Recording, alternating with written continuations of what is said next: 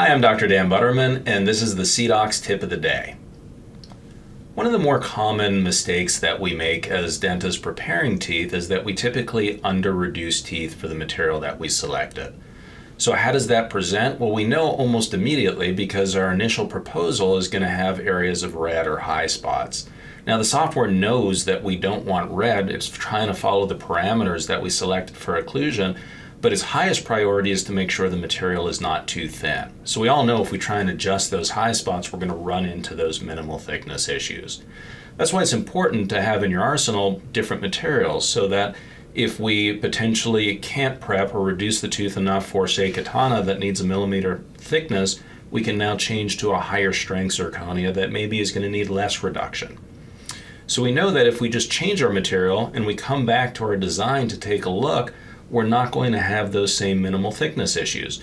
Now I can use my shape tool and my circular tool and I can start adjusting those high spots down, and I'm not going to run into my minimal thickness bubble.